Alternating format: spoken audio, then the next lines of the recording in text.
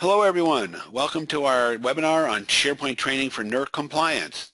This is session 1, January 19th, 2016. We'll also have two other sessions, one on February 16th and one on March 15th. There'll be an opportunity to sign up for those, some website to go to sign up for those at the end of this webinar. Right now, I'd like to introduce myself. I'm Scott Restivo with Crow Canyon Systems. I'll be joined today by Mary Jo Cooper of Cooper Compliance. Cooper Compliance and Crow Canyon Systems are both Northern California companies. Cooper Compliance is out in the Sacramento area. Crow Canyon Systems is in the San Francisco Bay Area.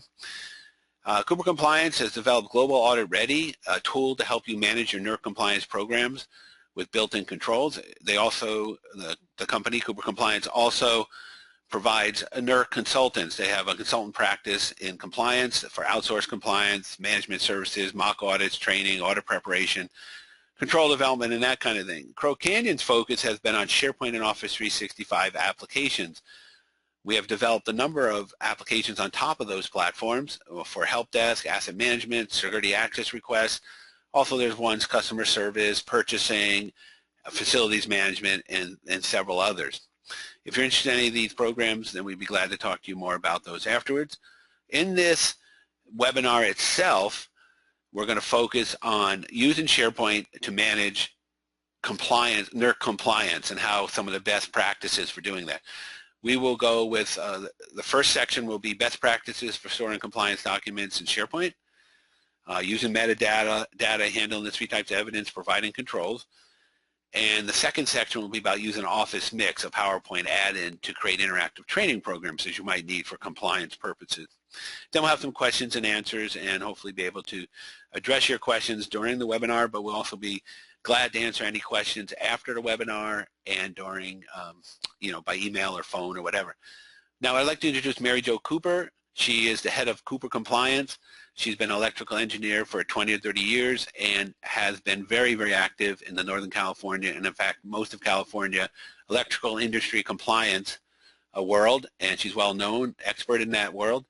And she's going to present some of the information she has learned about in the years of using SharePoint to provide NERC compliance and through documentation, evidence, and other tools here. So, like I said, this will be the first session on it. There'll be two others, February and March. So I hope this proves very useful and active and useful and productive for your time here. And we will now get started. Well, here's Mary. Okay, Mary. Sure. Okay, thanks, Scott. Just to begin, because we do have a few people that are kind of new to SharePoint, just wanted to go over some basics of SharePoint. SharePoint is much like a web page. It can be made up of multiple sites that can be navigated by using either a top or side ribbon. So here we're showing some different sites that we have. In the side ribbon, we're showing some document libraries and lists. Libraries are used to store individual documents and metadata describing the document. So it's going to provide the attributes of that document. A list is a collection of metadata, somewhat like an Excel spreadsheet. From each site, you will see Browse, File, and Library up here on the top. And that helps you get around. And you will not see the Browse, File, or Library until you're in a library or list item and have clicked on one of the list or library items. From Browse has the information to move throughout the site from each list and library. Files is used to perform an action on an individual item, such as adding new documents to a library list, or modifying metadata, or editing a specific document. The libraries tab right here, or if you were on a list, it would show lists, are used to perform an action on an entire library or list. For example, I can export a list or library to an Excel or Access, where I can build reports with rich graphs, build queries, or from Access, enter information directly into SharePoint. I can also open the library using Explorer, Internet Explorer. So let's switch over to our demo site, and I'll show you how this looks.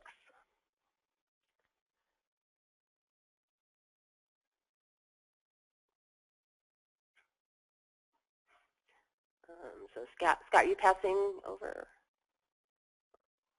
Second.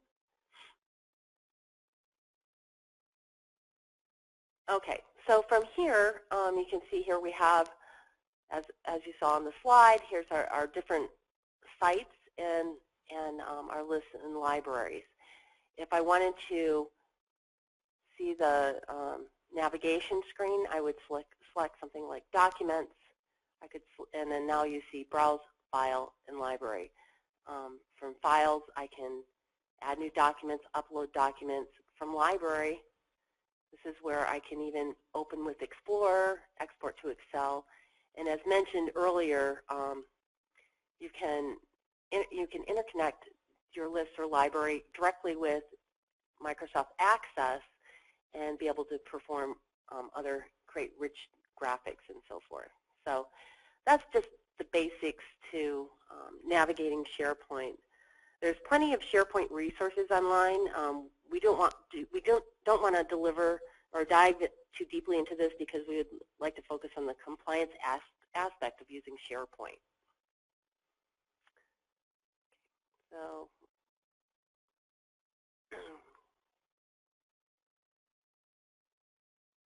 we back over onto the slides.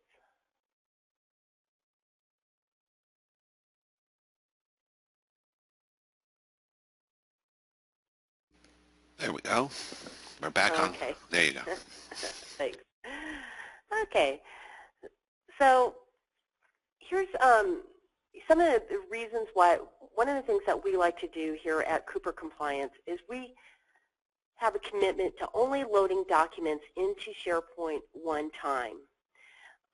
This is going to help prevent a lot of errors that you might potentially have in presenting your compliance documents during an audit.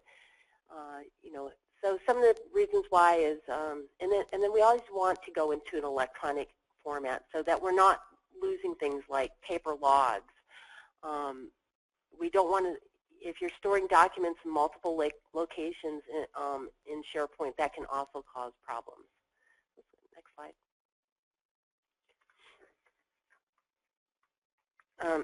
So what I wanted to show you is this is an example of the bad use of SharePoint. If this is your company, you're probably not alone. I've seen this in many companies. SharePoint looks like this is where a company has come in and they just set up these different files and they just throw the data into each of the buckets, somewhat organized but not. You might experience some of these problems like sometimes I find different versions of the same document in different folders. I forgot to put the documents in the right folders. I don't have time to store the document because it takes research to recall where to put the document. Or maybe you're saying, I'm really good at this, and I use another document to identify where I've stored that document. At Cooper Compliance, our goal, again, is to build in as much efficiency as possible so that we can handle more clients and keep our rates low. Similarly, I'm sure you have limited budgets and limited resources. Today I'm going to show you a possible way to improve your efficiencies. Okay, so what we've done at Cooper, again, we store documents only one time. You'll not find the same document stored twice in our systems. To do this, we have identified that there are 3 types of evidence that we need to maintain to demonstrate compliance to NERC standards. That is documents that change, a new version is created, so each time it changes, you've created a new version. There's the second type is static documents, where each document is needed to demonstrate full compliance. These are going to be things like letters, notifications, emails, or periodic submittals.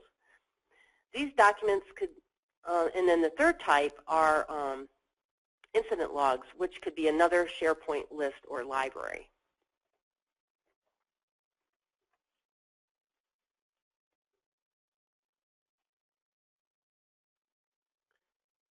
So metadata defines the attributes of your document or list item. For example, when you load a document into SharePoint Library that is going to be used to define the document, you will want to have the fields to define the title, date, and version, owners, authors, status, and other fields that help you filter out or search for documents or to create various views. For example, I might want to see all the documents from the same author or all documents used for a certain department.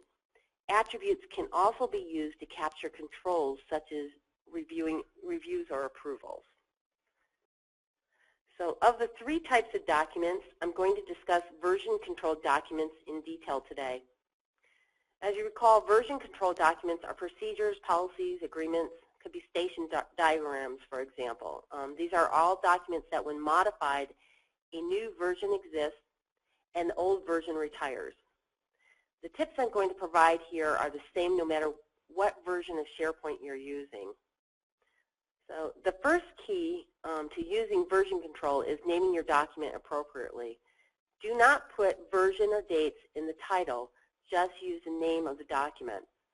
And the reason why is when you load up a document, for example, Protection System Maintenance version 3.2, and if I load up version, say, 4 and put that title on it, SharePoint sees it as a new item. And what we want to do is use version control in our document library. So instead, I'm going to put Protection System Maintenance Program.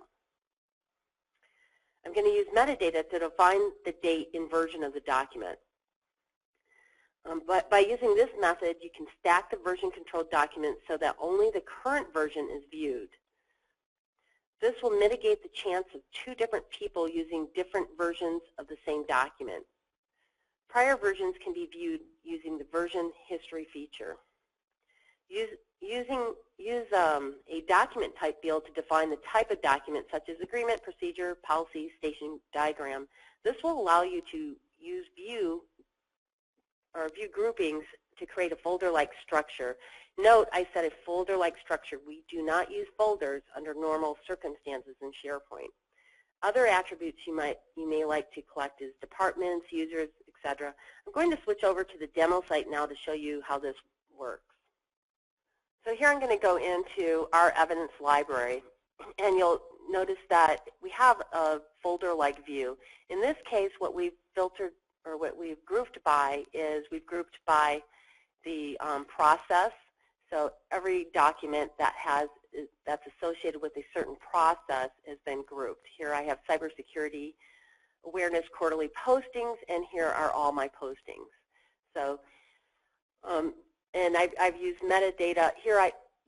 In our evidence, we're putting a document name. Now let me go over to our documents library where we're using versioning, and you'll see something similar where we've grouped by agreements, procedures, and directories, and so forth.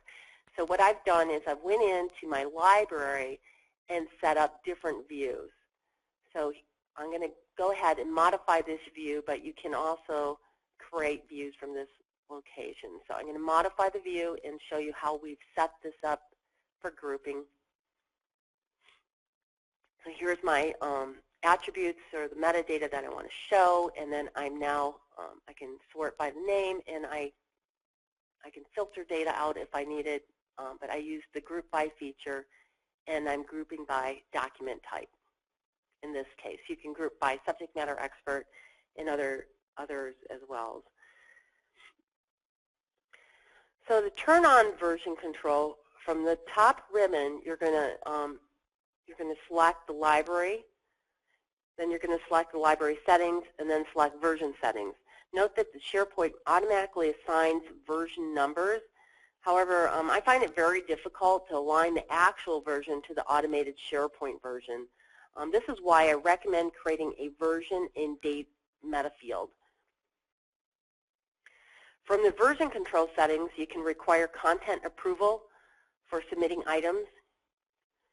You can create a version each time you edit a file in the document library by selecting Create, Major, or Minor, or create versions only when a new version is checked in. You can specify the number of versions you want to maintain. I generally don't select that because I've never run into a problem where I've run out of space on my system, so I tend to like to keep each version. You can also identify when certain people should be able to view the document in the library. For example, when you modify a version of a procedure, you may wish only to allow the people who have edit rights to be able to see the edit prior to the final version being accepted and approved. For procedures, I like to maintain a separate document library where I maintain the Word version of documents for editing and create a PDF of the document for consumption once approved. The PDF version goes into the document library. Note that the major version is only created when a document is checked in and out. So in order to enforce control of the versioning, you may want to see the library, set the library so that the documents can only or cannot be edited or replaced prior to checking out.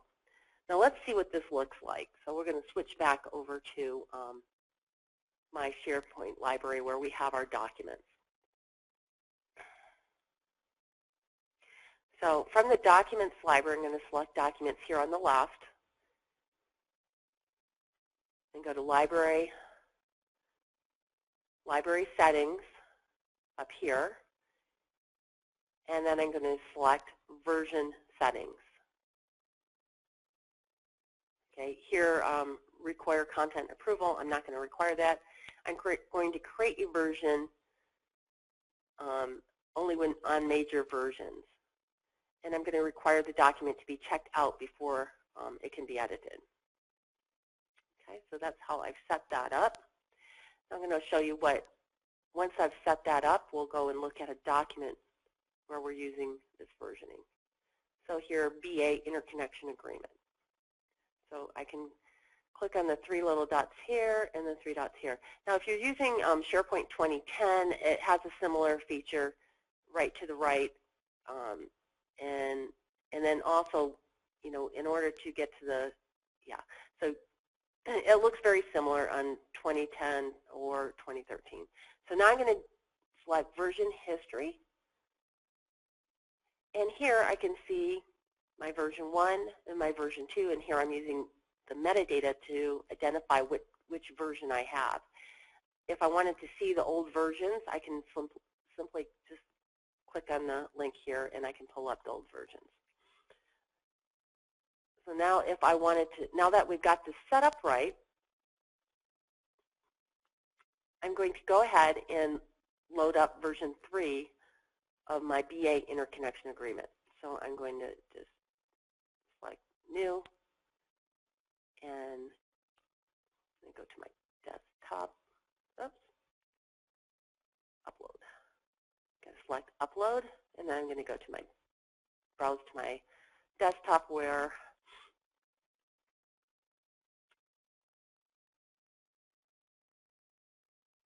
I have the new version of my BA Interconnection Agreement right here, the PDF version.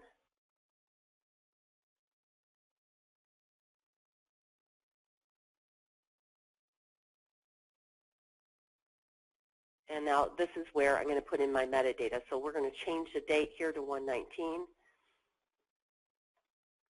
And we're going to call this version 3. And now I can check it in.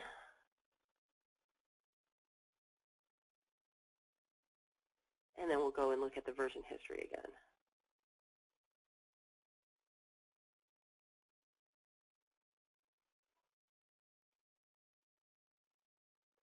And now we've got version 1, 2, and 3.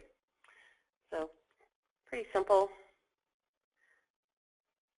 And let's go on to the next slide.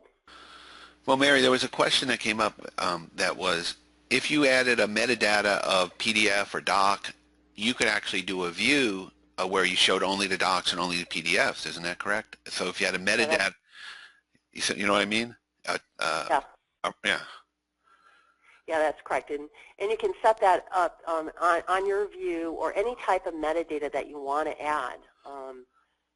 Well, that's exactly it. The metadata could be any kind of field, a property on that document. It could be type of document, department. I mean, there's many, who's the owner. I mean, there's many fields you could put on, properties of the document, and you can use those in views and sorting and filtering and all kinds of things on each document. So that's what you're saying. That I think that hope that answers the question. But that was a good question about using the metadata to control the view of the document library or list or whatever. Okay.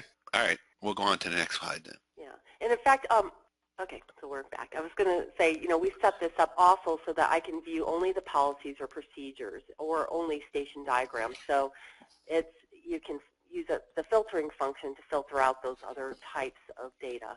So the next type of evidence that I want to talk about is the static evidence. So we have the three types. Again, we just covered the types of documents that use version control. This is evidence that is more static, meaning that the incident each record represents an actual document that you might need to pull up for an audit. So now, to do this, I'm going to do things a little bit different.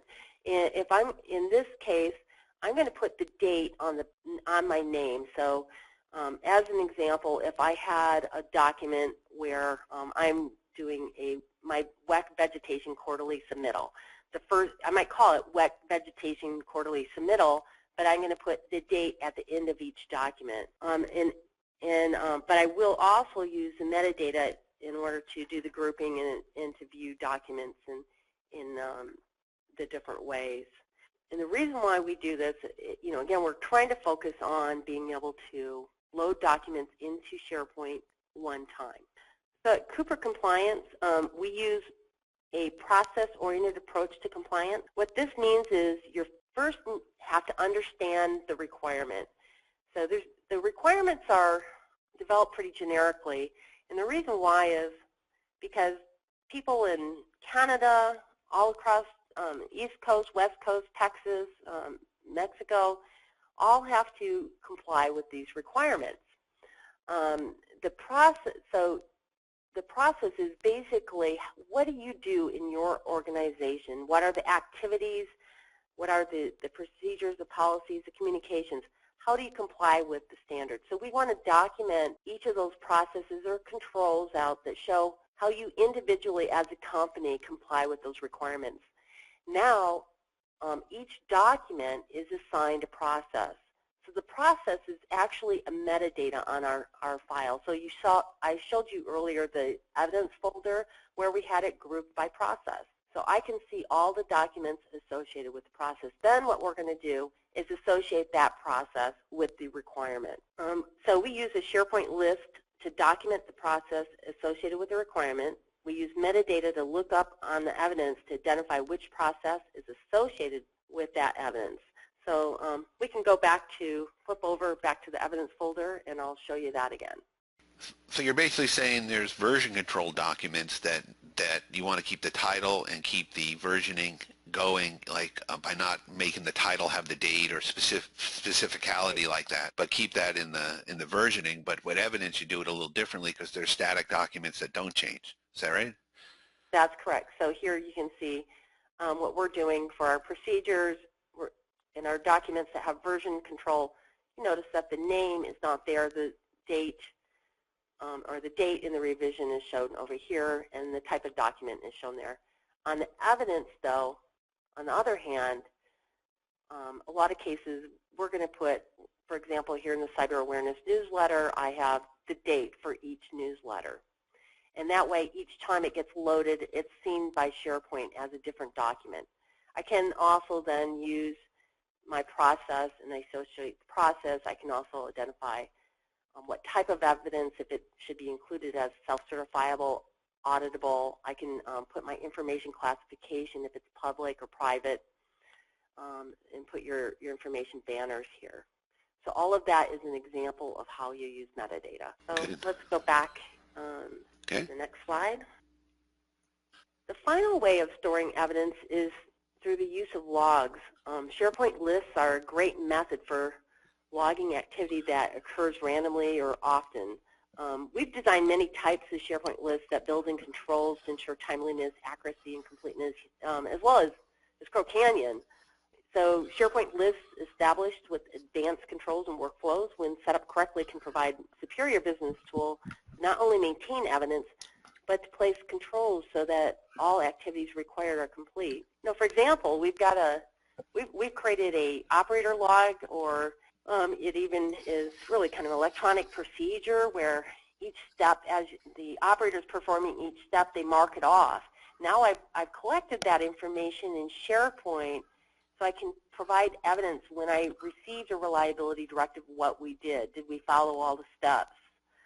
We have maintenance logs for collecting maintenance records. Scott, you have a couple of lists and libraries. Oh, yeah. Well, Crow Canyon, we've done this much work with logging, for instance, ticketing from requests for help desk issues or purchases or marketing, security access requests. So adapting that for the NERC compliance is quite easy. It's just a matter of keeping track of each incident, each event, each thing that needs to be done, you might say, and logging it in a way that makes sense. Now, you can use SharePoint lists for that. It's basically a glorified task, you might say, and then organize it in such a ways.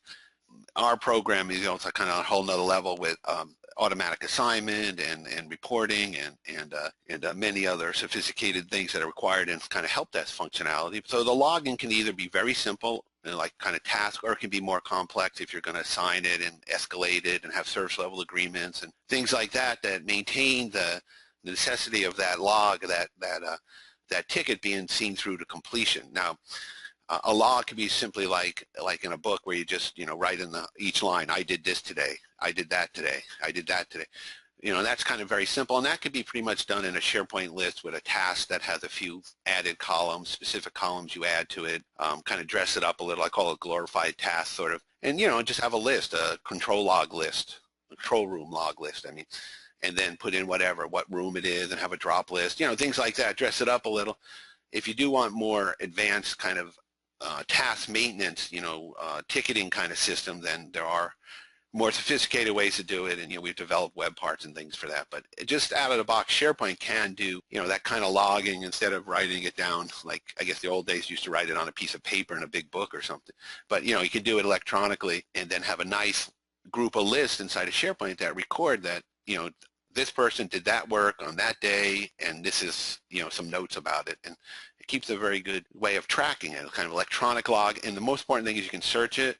This is the important thing to be electronic. You can search it, you can find it, you can pull it up when you need it, and group and store it using data, just like Mary was talking about earlier, metadata to group and filter these. Right. And you can also, as Scott mentioned, you can use workflows to build in these additional controls, and controls are very important to make sure that we're complying with standards. So, the point is you don't have to build the logs yourself. You can build them yourself, but you can also purchase advanced logs as an add-on to SharePoint. SharePoint allows you to purchase all types of different add-ons. Right. So we've kind of gone through the version control documents, the static evidence, and incident logs, and kind of summarize all that. And Mary, you may want to go through that and kind of summarize things, and we can get to some questions if there are any. Yeah. So let's switch back over to the demo site, and let's show them the three different types of evidence, kind of as a summary. So here I'm showing the a report for SIP version 4 or SIP 4 version 5.1, and here we've got some different process narratives that describe how we comply with the standards, and I've grouped these into the three different types of evidence that we are talking about. First of all, our cybersecurity asset training, which is in our documents library, and I can use a version control to pull up old versions when needed. And then we have each of our quarterly newsletters that are put in. This is the evidence where we're putting the date on each of them. And I also have a training log where I can, this is just a demo site, but any of these I could click over and show, here's, my logging system. Of course, now we can have different groupings depending on what those lists or libraries are. So this is just an example of the three different types of documents. Again, all documents are stored one time. I can associate this document or the critical cyber asset training procedure with many different requirements, but I'm still only loading it into the system one time. So let's go back to the PowerPoint slide, and we'll just summarize this up and get ready for our Office Mix demo. You know, the first step to really being able to manage your compliance program in only storing the documents one time is to first understand the regulation. You know, identify the documents or you're going to identify and document the process and controls. So, you know, how do you as an individual or as an individual organization comply with the standards? Each piece of document, each type of document you should describe individually, because the auditors want to know, why did I put this document into my audit file? You know, here's a procedure. I like to use the 5 W's, who did what, when, where, and why. You're going to describe those and then describe that, so you're describing the document, why are you using it to demonstrate compliance. And then the documents that are the individuals, like for example, the cyber awareness newsletter was an example we had. We again document that, you know, each quarter we provide the cybersecurity newsletter. You're going to say that the cybersecurity manager provided the cybersecurity newsletter to individuals who have been authorized access to your high-risk cyber systems, as an example. So each of those is identifying that process. Once you identify the process, you know what type of evidence it's going to get loaded against. That way you're only loading your evidence one time. You're going to know what type of evidence you're going to prove the process or control. You're going to use version documents, and again, on version documents, the key is use only the title of the document without the version and date. And then you're going to use the static documents, and then incident logs are the third type. So we build a SharePoint list to create the association of the requirement and process, and then you know, I can export it out to Excel or Access and create different forms or reports that you might want to use in your compliance program.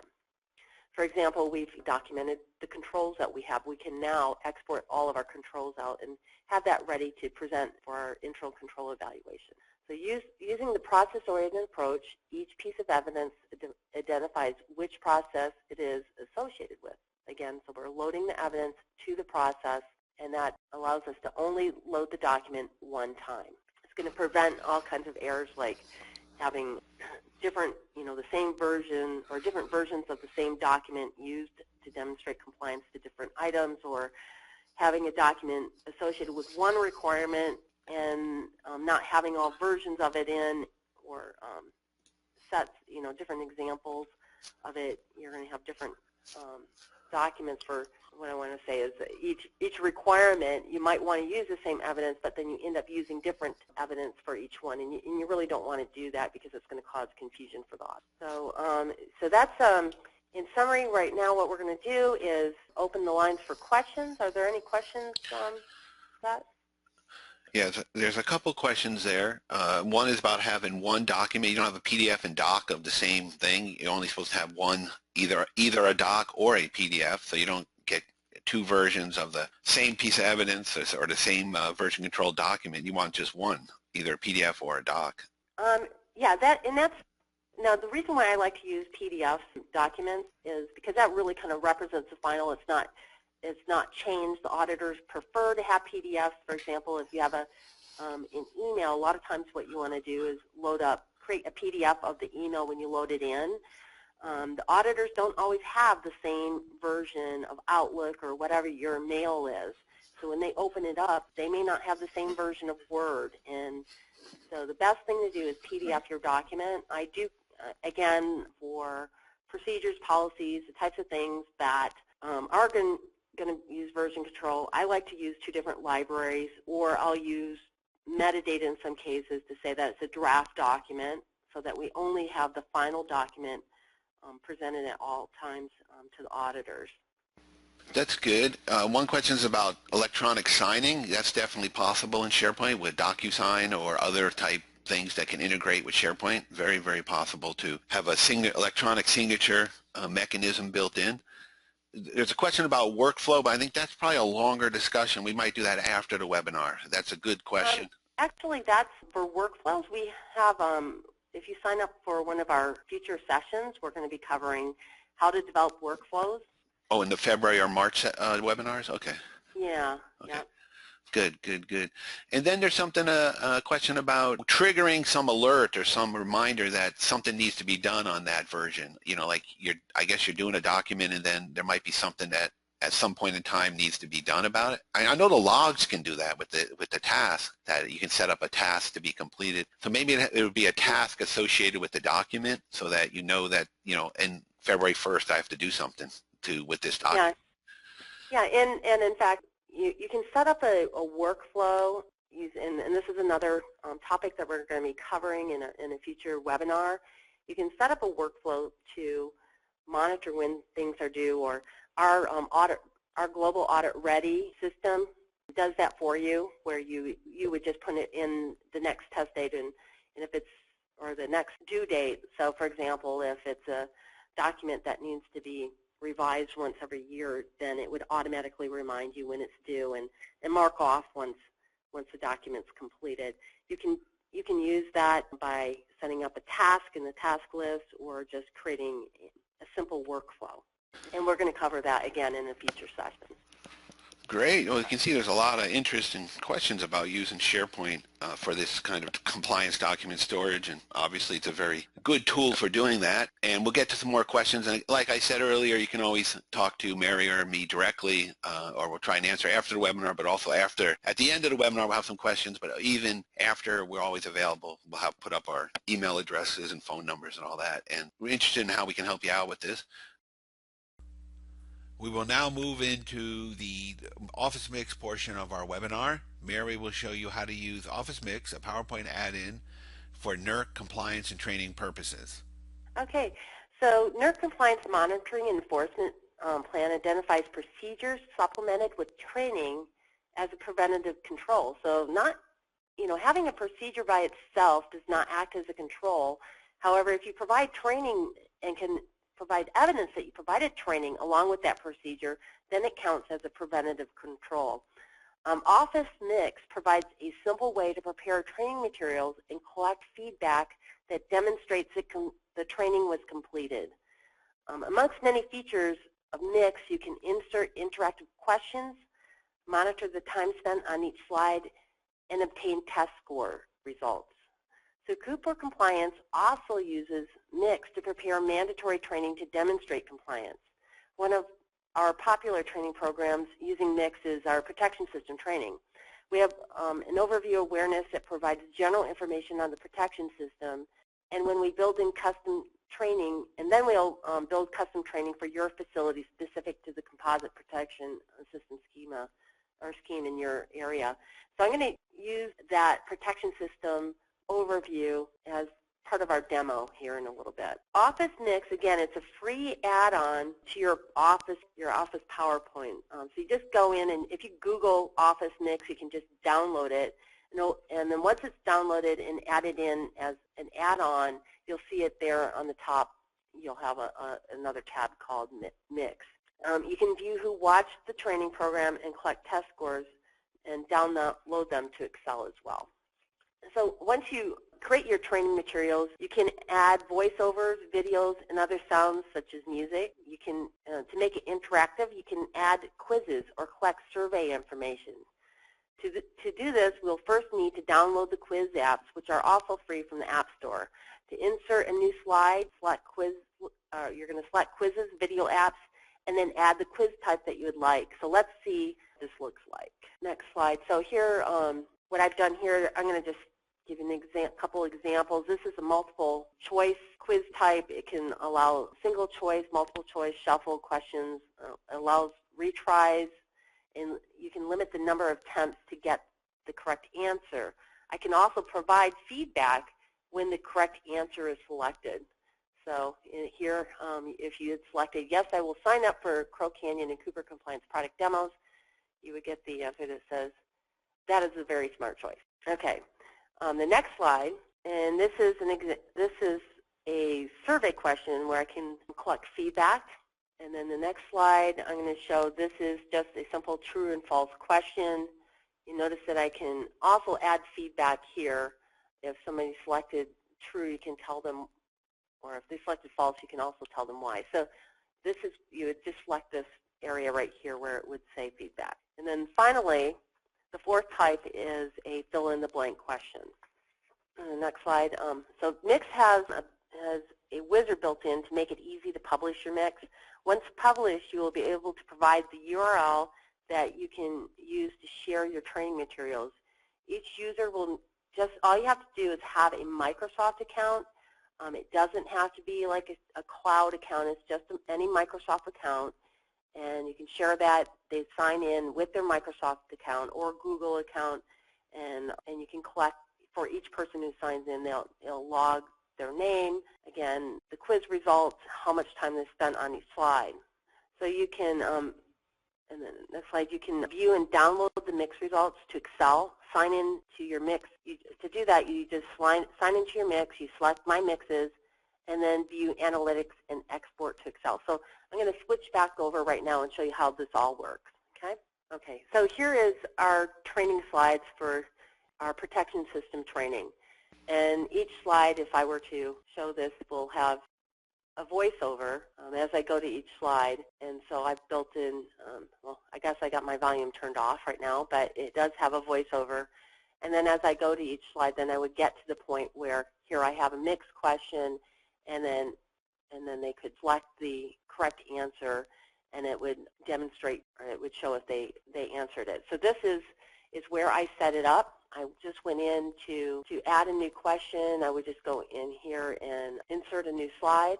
I usually just put in a blank slide, and then I can go into my Mix, and then I would just add a quiz app from the store, and I can pick whatever type of response I want. Once I've added it, I can actually copy this from slide to slide as well, and then just go ahead and change the answers. So here you would put in something like that. Now I would say that's a false answer, so I'm going to select over here, and that would be my correct answer. So if I wanted to do preview, you can preview the results, and if I select it right, it's going to give me the right answer. Or if I select here, so if this is the wrong answer, then I would hit submit, and it's going to say incorrect. Now if I put some feedback there, it would tell them why. You could say why it's the wrong answer and so forth. So that's just how you would set that PowerPoint Mix question up. And I'm going to go ahead and delete this slide because we're not going to use it. But that's just a demonstration of how I've collected the correct information here. And then I just went into my Mix, and then at that point I upload to Mix. Okay, so once you hit the upload button, it steps you through, and then you can, it's going to prepare the Office Mix, and then you'll be able to log in using one of either your Office account, and I'm not going to go through the whole process here, but I just wanted to show you that the wizard is pretty simple here. This one is going to prepare it to upload, but I'm going to switch right over here and pick up my other screen where I've already got that loaded. So once I've loaded it, I put in a title, a little description, and then you can assign permissions. So in this case, I pulled the bar here to limited. It can be private where only you can see it, limited. You can pull it over to unlisted, and then also you can make it available for public use where somebody can search it. But I'm going to pick limited because I want to have this secure. And then it will produce the URL. Now all I have to do is copy out this URL and provide it to whoever I want to be able to take that test. So this is under my mixes here. So I'm going to go over here to my mixes, and here's my training program. You can come in and take that training program. Now, if I want to, you can view different analytics on it, and see who performed the test or who took the training. Download the results. You can download the results of your analytics. This is where you would download it. I'm sorry. So you can view it by slide, by visitors, and I can see how much time each person spent on it, and so forth.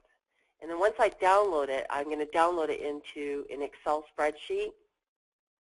And then you can, if you wanted, you could import that back into SharePoint, into a SharePoint list, and be able to see who took the test, how many people took it, and so forth. So to download, and it just has a lot of different information here on that particular mix. So let's see. I wanted to go back over here and watched mixes. I can see how many people watched it. I have one where it's in progress, apparently. So it's a very simple system to use, and I highly recommend that you use it because it's an easy way to track who took those training programs without having a separate training program within your system. But let's go back to, actually, let me just show you this. You can also, though, export it to publish it to video or export it to SCORM. And SCORM is kind of a standard that once people take this training program, you can actually import it into your, if you have a training program, you should be able to import it into your training program. Okay, so let's go to the next slide here.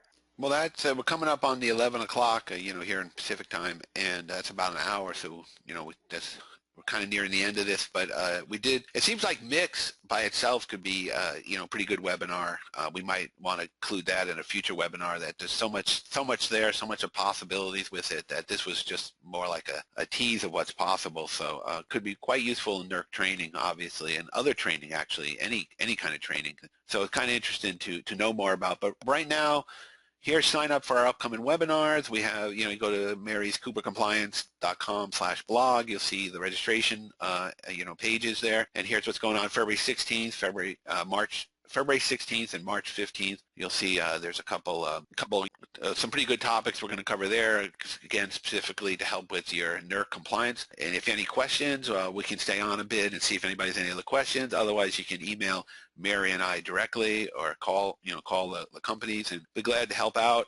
We do have the tools, the Global Audit Ready, and Crow Canyon has the help desk. They'll put together a NERC compliance, kind of sophisticated NERC compliance. But hopefully this training showed you how you can even use basic out-of-the-box SharePoint and accomplish a lot of your NERC compliance goals for you.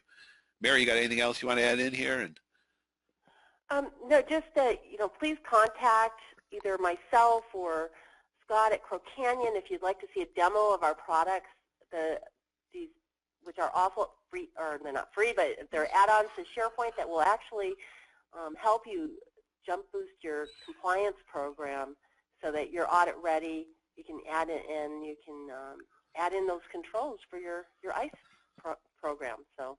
Well, yeah, and the bottom line is these are in use at certain locations already, and we gain this experience from actually implementing them and putting them into real, really matching them up to the NERC compliance needs of certain utilities. So these are tools in action in certain places already. So and SharePoint has proven to be quite a useful tool for this compliance requirements.